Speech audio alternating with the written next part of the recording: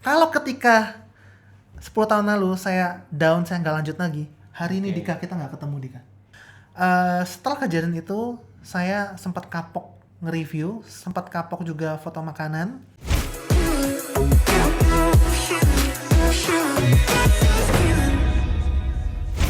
Nah, tadi kalau nyambungin ya Ko, kalau tadi Koko bilang kan sekarang ini perkembangan udah pesat banget. Apalagi di zaman sekarang ini yang dimana teknologi udah maju banget, jadi semua orang itu bisa, contoh ya, yang paling gampang adalah semua orang bisa jadi fotografer nih. Betul. Mereka tinggal beli kamera aja udah bilang mereka sebagai fotografer. Padahal sebenarnya kan ya nggak segampang itu kan, semuanya butuh proses ya kayak Koko ceritain tadi. Nah, kira-kira kalau dari sudut pandang Koko mengenai sekarang kompetisi yang ada di sekarang ini Kok, itu kayak gimana Kok? Kompetisi itu nggak akan pernah bisa hilang ya. Benar. Setiap genre, setiap profesi apapun, nggak cuma fotografer. Apalagi kalau kita ngomong fotografer gitu ya. Kalau dunia fotografi memang semua orang sekarang berbondong-bondong larinya kemana? Paling ke wedding gitu kan, atau sekarang larinya ke food photography gitu. Benar, ya. Kalau di ranah kompetisi, saya selalu menekankan kepada teman-teman, carilah Blue Ocean. Ya ini buat teman-teman yang belum ngerti ya. Blue Ocean versus boleh. Red Ocean.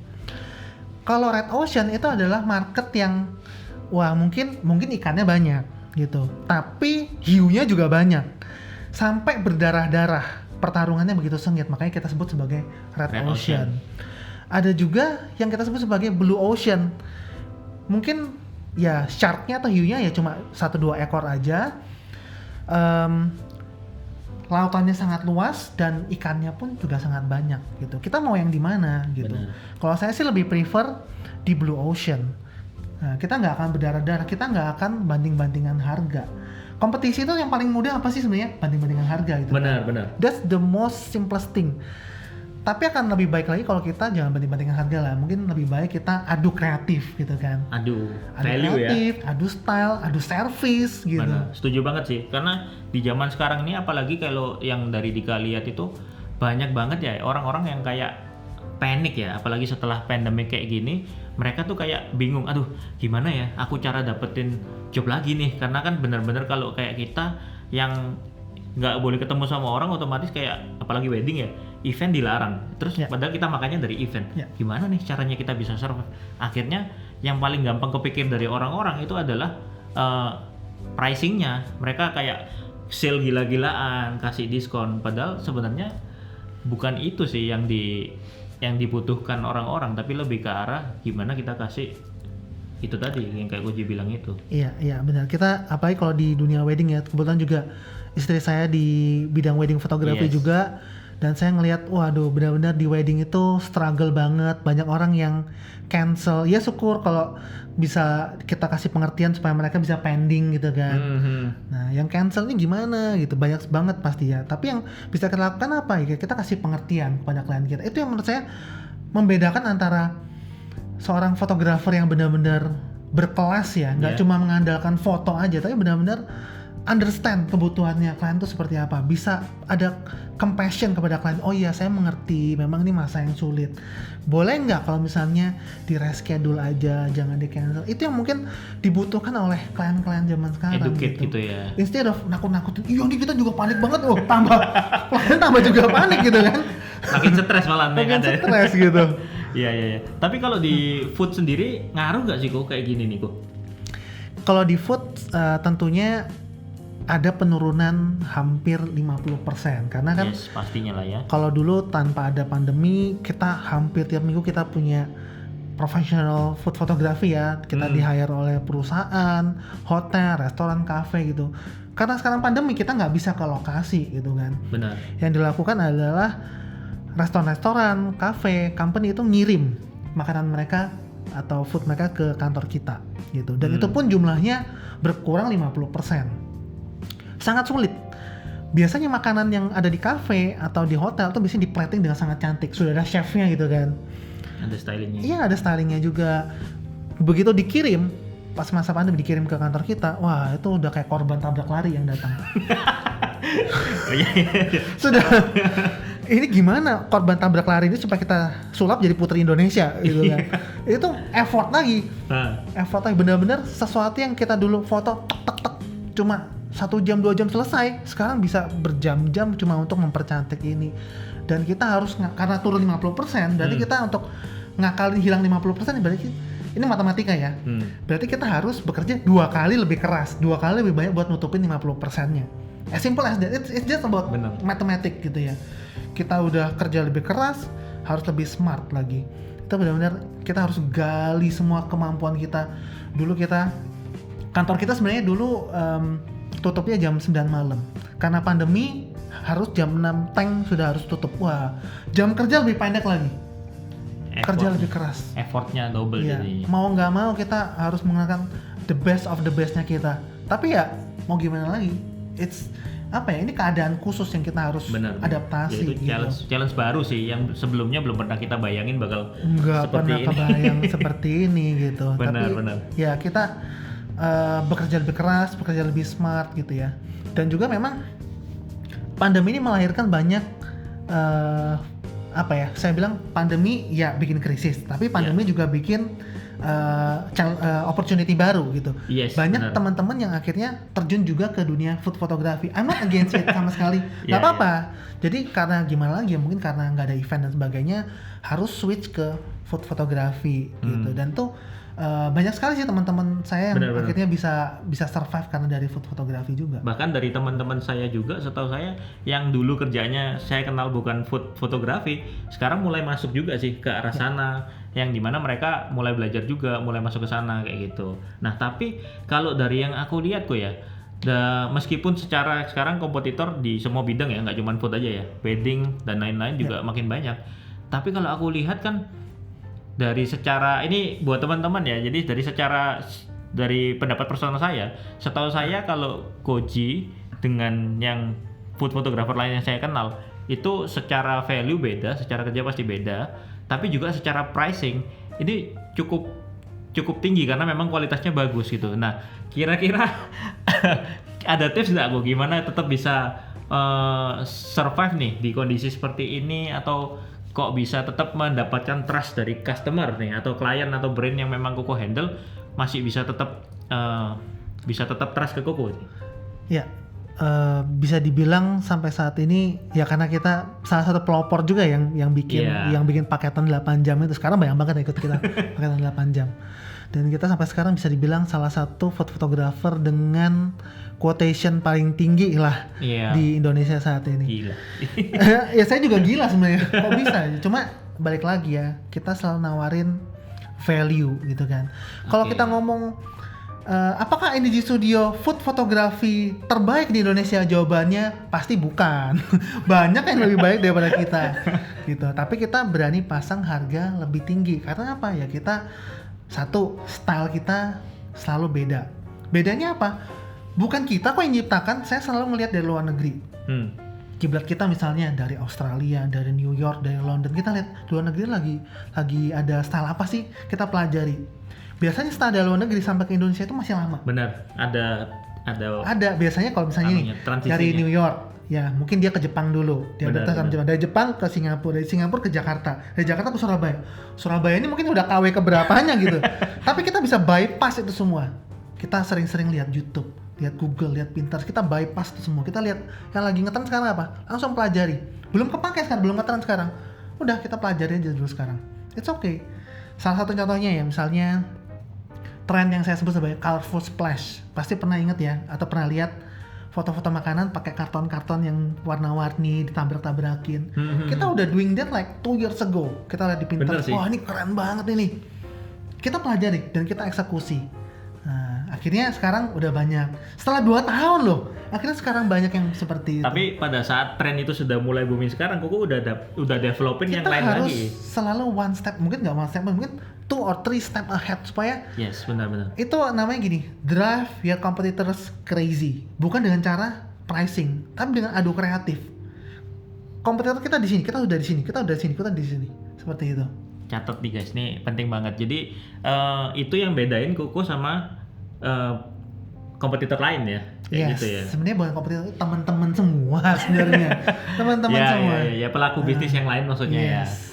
Oke, nah ini penting banget guys. Jadi banyak banget sih soalnya yang tanya ke saya juga. Nggak cuma tanya tapi banyak juga yang mengeluh. Gimana sih caranya kita bisa survive di kondisi sekarang ini?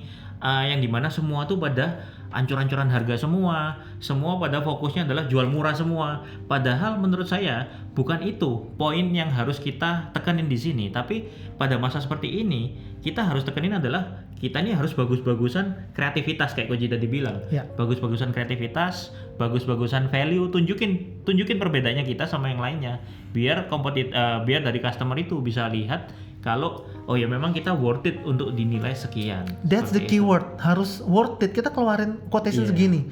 Orang tuh lihat harus merasa worth it gitu. Buat bisnisnya itu bermanfaat gitu kan. Yes, benar. Kebetulan ya kalau aku memang influencer kayak misalnya foto. Selesai foto saya biasanya walaupun orang yang nggak minta, saya bantu upload ke Instagram saya. Happy gitu kan. Nah. Ada edit value yang kita berikan. Jadi Benar, added value. Iya. jangan dibanting harganya, tapi kita tambahkan value-nya di situ.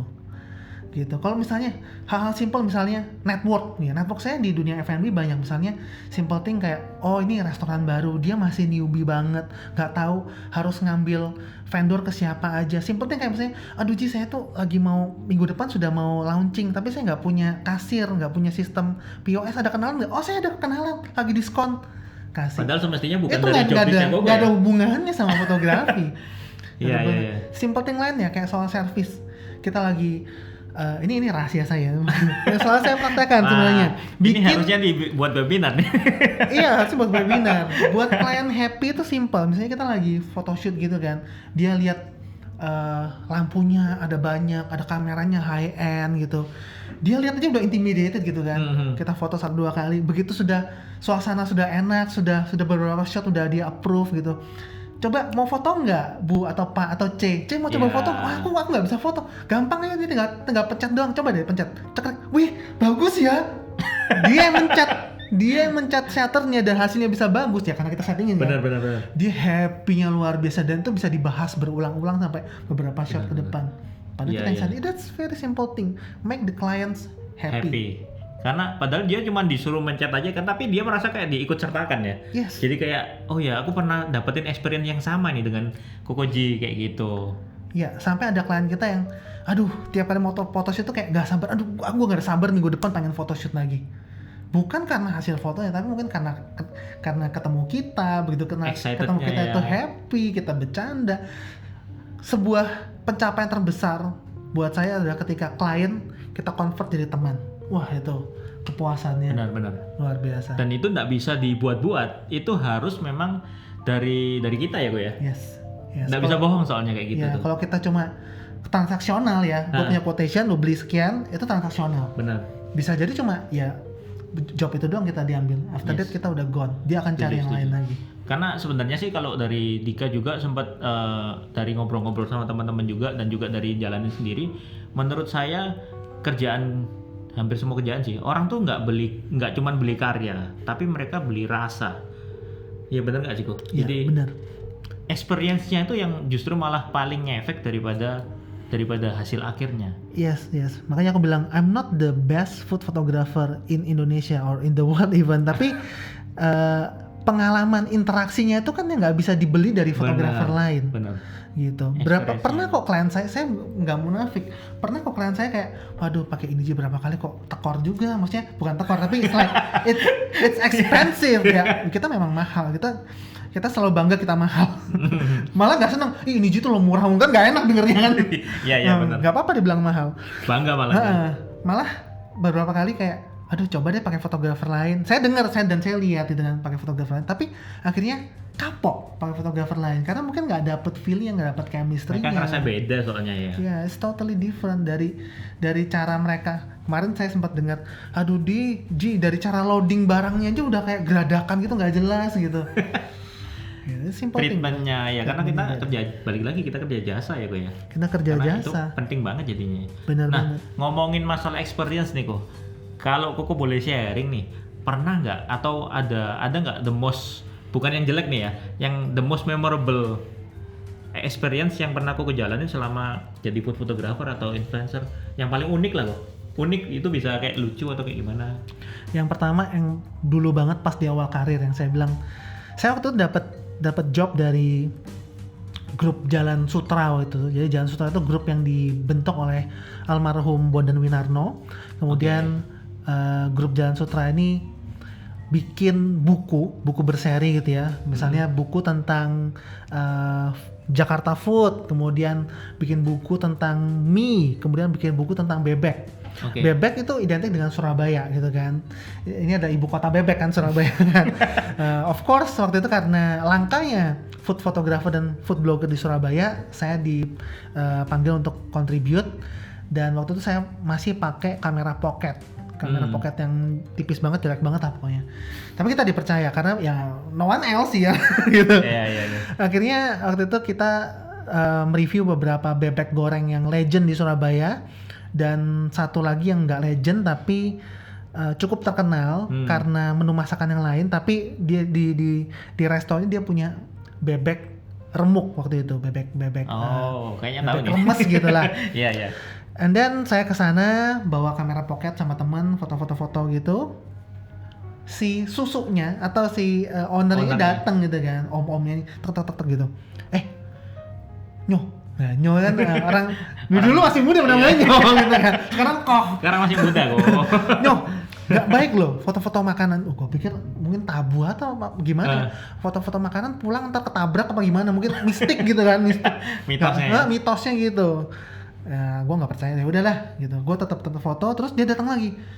Karena aku nggak berhenti kan, mungkin dia jengkel dengan keadaan restoran lagi penuh. Dia ngomelin, Nyo, kamu nih anak muda kok nggak ada etikanya. Kalau kamu mau foto itu izin dulu gitu. Waktu itu dengan dia minta saya hapus semua foto-foto yang ada di kamera saya, semua di orang. Ya, dia semua tamu yang ada di resto tuh ngelihat ke saya. Malunya luar biasa. Yang tadinya mau pengen review makanan rasanya gimana, kayak apapun yang saya makan setelah ditegur itu semuanya nggak enak dan pengen cepet-cepet pulang. Malu dan bayar pula gitu kan. So that's the most embarrassing yang benar-benar berkesan, karena saat itu setelah kejadian itu saya sempat kapok nge-review, sempat kapok juga foto makanan. Selama 1 bulan saya nggak ngupload apa-apa ke blog, dan akhirnya follower saya, pembaca blog aku juga tanya kok lama hilang gitu kan. Iya. Aku cerita, aku curhat bikin satu sempat panjang itu publish juga ya, curhat gitu kan, tapi saya nggak nyebut itu di restoran mana. Ya nih aku kemarin diomelin karena dianggap anak muda yang tidak ada etika, disuruh nggak boleh foto-foto makanan, saya malu banget dan sebagainya. Akhirnya teman-teman semua kasih kita encourage gitu kan. Gak apa-apa kok Ji, tetap aja lanjutkan. Itu kan hanya salah satu rintangan aja yang kamu hadapi gitu. Akhirnya karena semua orang encourage, ya itulah kekuatan follower, kekuatan komunitas ya yang bikin kita tuh semangat lagi. Ada semangat lagi, energi lagi. Tetap akhirnya saya lanjutkan. Nah itu adalah momen dimana kalau ketika 10 tahun lalu saya down, saya nggak lanjut lagi, hari ini Dika kita nggak ketemu Dika. Saya sudah mungkin punya toko di high-tech mall gitu ya, punya toko komputer dan sebagainya. Iya. Turning point-nya di situ berarti. Turning point-nya di situ. Itu benar-benar berkesan, dan dari momen itu apapun yang saya hadapi sekarang, saya anggap there is nothing beat that condition. Itu benar-benar down banget di saat itu.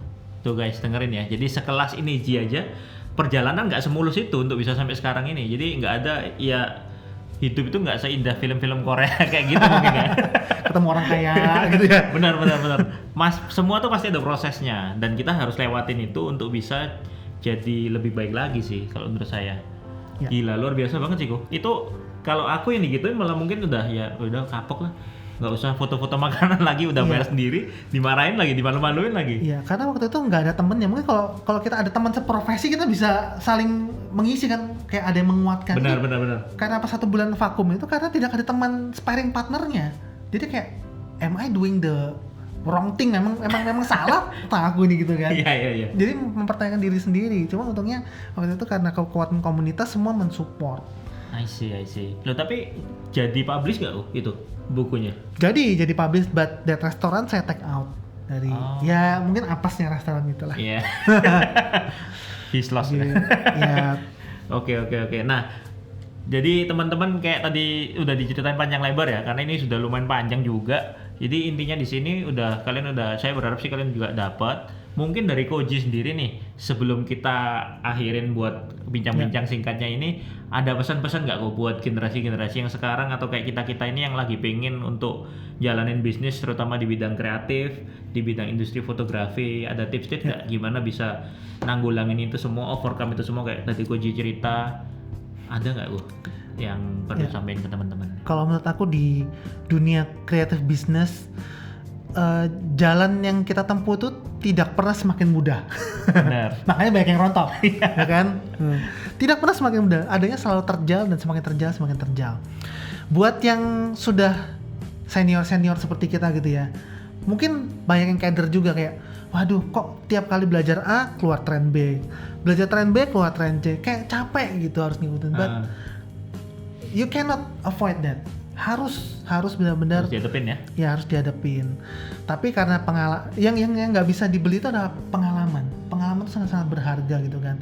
Begitu kita punya pengalaman, kita kena masalah yang waktu kita lagi foto, problem sama klien, itu yang benar-benar nggak bisa dibeli, dan mungkin teman-teman kompetitor kita yang baru mulai itu nggak punya sense experience yang, itu dan ya. experience kita punya itu benar-benar mahal banget gitu. Itulah keunggulan kita sebenarnya. Gitu. Dan kita harus benar-benar ya harus adaptasi, harus belajar terus. Dan namanya belajar itu kadang-kadang ya kayak kemarin saya juga salut Dika ngambil webinar kita gitu ya. Mau nggak mau, padahal Dika sudah bertahun-tahun di bidang fotografi, tapi mau belajar brand gitu ya.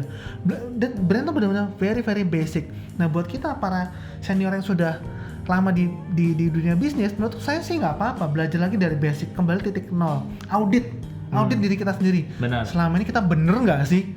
Jangan-jangan kita hanya merasa benar, tapi kita sebenarnya terkamuflase gitu kan. Nah itu benar-benar harus kembali ke titik nol, cek lagi ke diri kita sendiri gitu. Jangan merasa kalau kayak kita udah di atas atau kayak kita udah pengalaman udah banyak gitu, terus kita nggak toleh-toleh kiri kanan, nggak update juga gimana perubahan-perubahan gitu ya Ko. Itu yang terjadi dengan Nokia kan. Nokia tidak melakukan sesuatu yang salah, tidak ada yang salah dari Nokia. Yes. Tapi mereka tidak melihat kompetitor dan akhirnya crash. Ya mereka loss akhirnya. Gitu. Nah buat teman-teman yang baru mulai, belajarlah sebanyak-banyaknya, karena saya ngelihat karena sekarang zamannya serba instan ya, semuanya serba pengen cepat sukses gitu ya. Jangan pernah cepat berpuas diri. Sekarang saya banyak lihat teman-teman yang baru aja belajar bisa strobis gitu ya, wah udah keren banget, gue udah profesional gitu ya. No, banyak banget yang harus kalian alami gitu ya. Baru bisa berapa ilmu sudah berani bikin workshop gitu. I'm not against that, but saya aja kayak tiap kali photoshoot kayak saya sama asisten saya kayak, wow this is new. Kita kemarin nggak tahu loh soal gini. Belajar terus. Ketika kita belajar terus, wah itu benar-benar terasah lah ya semua. Benar. Skill kita, intuisi bisnis kita semua terasah. Gila, ini keren banget guys. Aku jadi berasa kayak ikut webinar lagi nih. Kontennya bener-bener berdaging semua, bervalue semua. Ini basic lah. Basic aku rasa semua harus paham lah hal-hal kayak gini. Ya, tapi bener banget sih. Jadi justru makanya saya bilang konten-konten kayak ginilah yang dibutuhin sama kita sekarang. Jadi kita saling menguatkan juga, dan juga kita ngasih bener-bener sesuatu yang positif yang bisa membangun juga. Jadi guys, kalau aku boleh kasih kesimpulan ya, Bo. Silakan. Intinya di bincang-bincang kita kali ini yang saya dapat, dan juga saya harap sih teman-teman juga dapat semua ya. Intinya di sini kita kalau dengan kondisi sekarang, kita tahu memang kondisi lagi susah. Cuman yang kita fokusin pada saat sekarang ini untuk bisa survive, karena ini udah tantangan yang berbeda lagi. Bukanlah kita fokus ke gimana kita bisa jual murahnya, tapi gimana caranya kita bisa survive dengan kita kasih apa sih yang berbeda dari diri kita. Diferensiasi kita apa, caranya gimana ya, dengan macam-macam yang kita bicarakan tadi, added value lah atau yang lainnya dan segalanya kayak gitu sih. Kita berharap banget, kita berdua, saya dan Ko Iniji berharap banget kalian bisa dapat hikmahnya dari sini dan juga dapetin manfaatnya. Dan kalau misalnya, jangan lupa ya guys, kalau misalnya kalian merasa ini berguna, jangan lupa untuk komen di bawah ini, ceritain segala pengalaman kalian, struggling kalian selama di pekerjaan kalian, dan juga share ke teman-teman kalian semua supaya yang mungkin mereka belum tahu bisa paham juga, bisa sepemikiran, Dan juga jangan lupa untuk subscribe punyanya Koniji juga. Follow aja di Instagram kita di Boleh. @inijie, India Nano India Jakarta India Eko. Pantengin feed kita, story kita. Siapa tahu nanti dapat inspirasi. Pasti dapat guys, pasti dapat banyak banget karena memang bagus banget kontennya, berfaedah banget lah intinya. Dan juga Dika juga thank you banget buat Koiniji sudah ngeluangin waktunya, udah minjemin. Oh ya by the way ini studionya Koji ya, keren banget studionya dan juga lengkap banget, berkualitas karena ini memang biasanya dipakai untuk webinarnya dia juga. Jadi jangan lupa untuk cek langsung di IG-nya, follow aja langsung di IG-nya. Jangan lupa juga untuk subscribe channel ini dan see you at the next video guys. Thank you. Ciao.